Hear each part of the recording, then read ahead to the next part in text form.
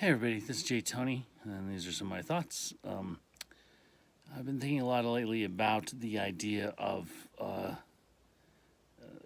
things that you're not really the intended audience for. The other day, I was online and on Facebook. Well, a little longer the other day. I was in Facebook jail for a while, so uh, I was online and someone posted a picture from a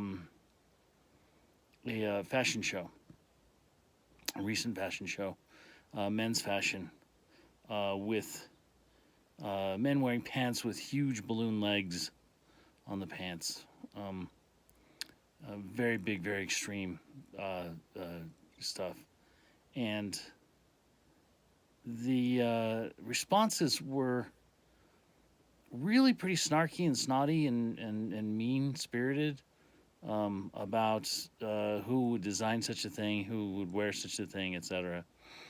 And it just came to me, it's like, people, you're not the intended audience for this. You're not the reason this was made. This was made for other people. It's made extreme like this for a reason. The designers are trying very hard to get the attention of the design houses to get their items picked up. And so they go very extreme. They push all the boundaries they possibly can on fashion. They push all the way to the edges as far as they can. Sometimes it's aesthetically pleasing, sometimes it's aesthetically not pleasing, but it's always interesting.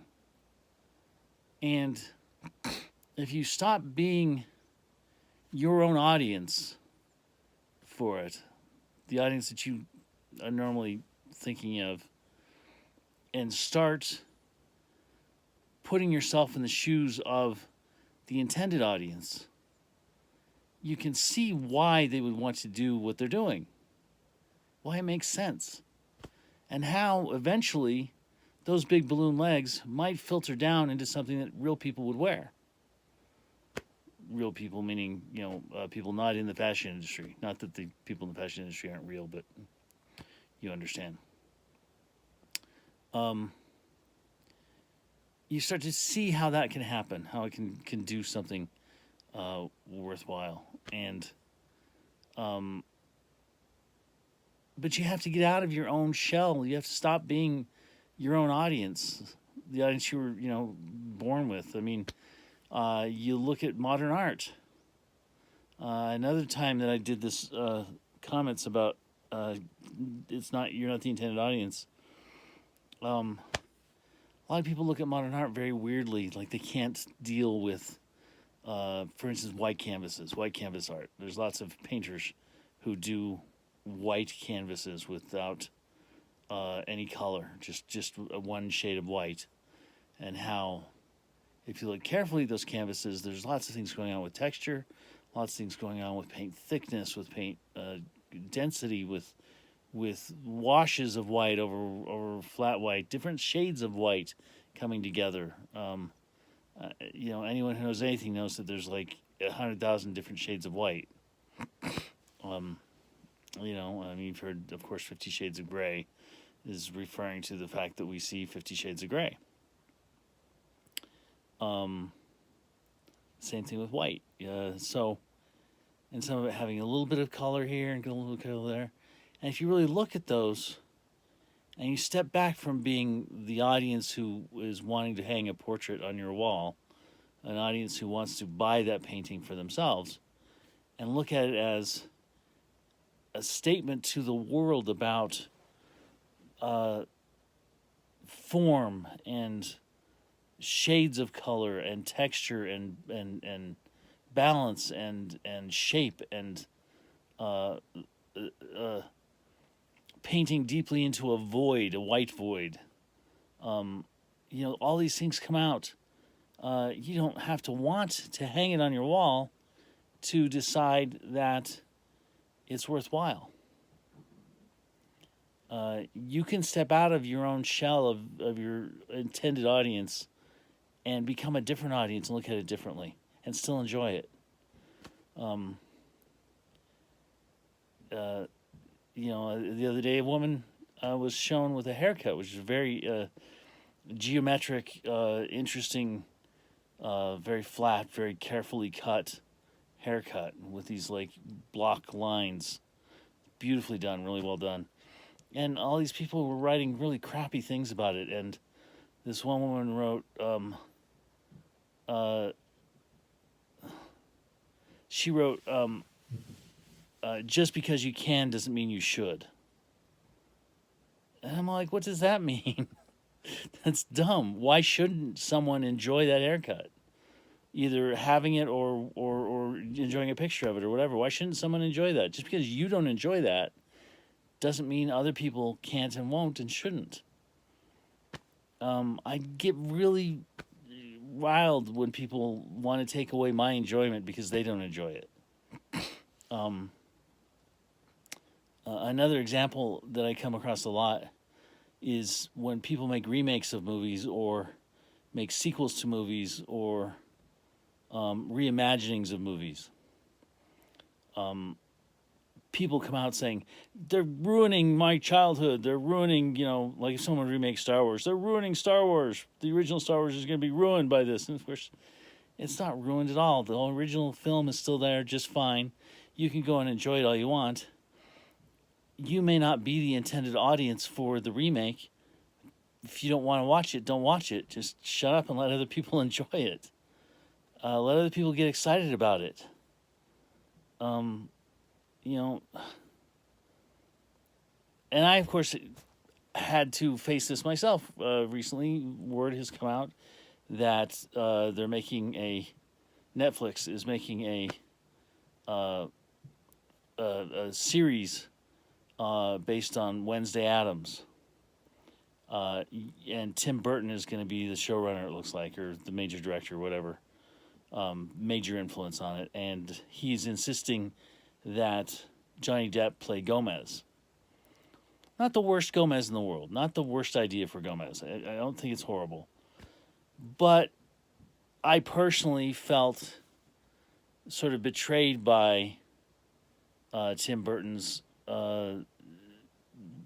reimagining of Dark Shadows, where he made kind of a big joke out of the whole thing.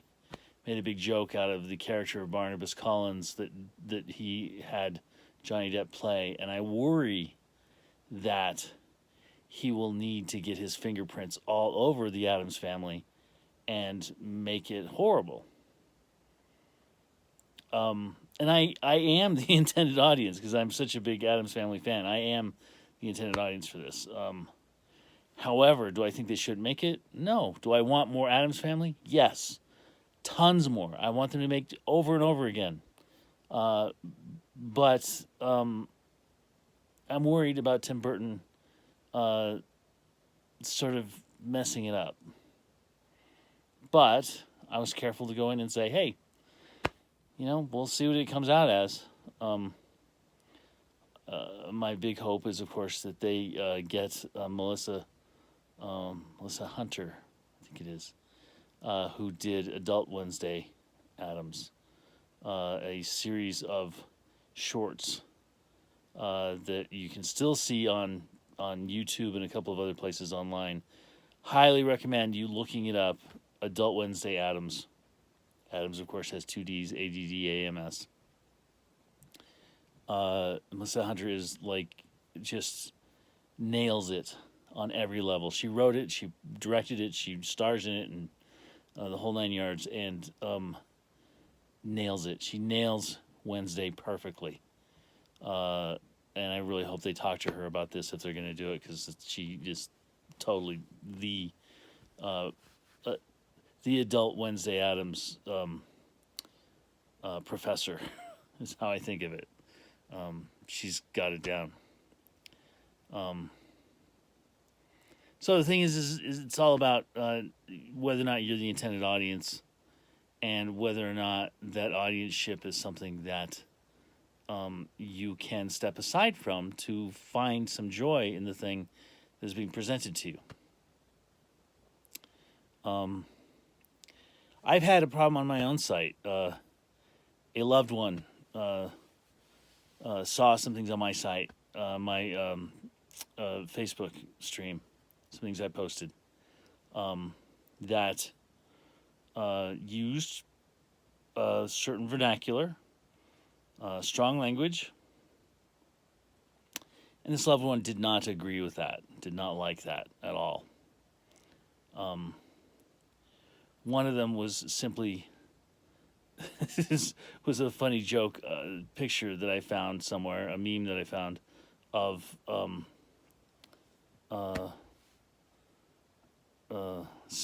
what's his name from The Simpsons, the next door neighbor. I'm forgetting his name all of a sudden, but the Christian next door neighbor serenading his wife, who of course is now gone, but before that, with a guitar outside the window, saying very loudly, I want to fuck you like an animal. And that's the whole thing. That's the whole picture. The loved one, of course, doesn't know that that's a line from a song, a famous song, a well-known song. This loved one doesn't know that and doesn't have any idea what that means. So this loved one didn't get the context at all. This loved one later on, in commenting on it, said some pretty nasty stuff to me. Some stuff that I'm still not over. Mostly because I've never gotten an apology for it. Never even gotten really an acknowledgement of my hurt over it. But I've let it go. I've let it lie. It's not something I'm majorly holding on to. But the point is that loved one was not the intended audience. And that loved one knew they were not the intended audience when they were on there. And yet they had to drop an angry face on the site to say how displeased they were. And then later had to say some nasty things about it. Doesn't please me, put it that way. If you're not the intended audience, shut up. Move on. If it's not for you, then don't crap on somebody else who might enjoy it just because you feel affronted.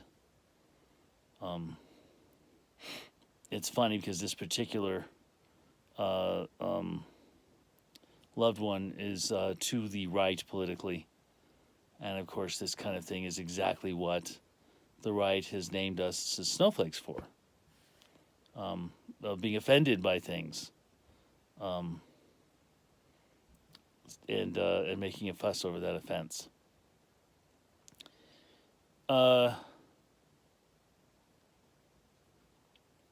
That's kind of my thing right now, is just like, look at it in your life. Look at what you're doing.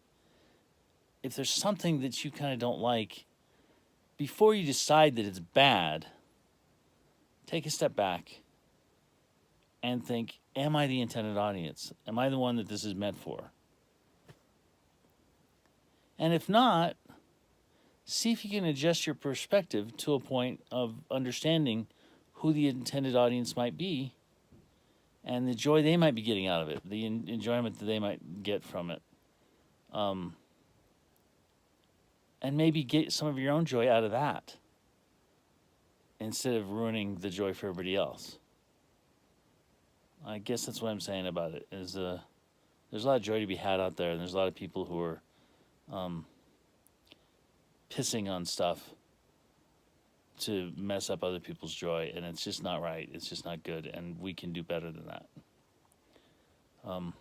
You will have noticed that I am sporting some eyeliner. I'm playing around with it, playing around with the idea of throwing some eyeliner on here and there.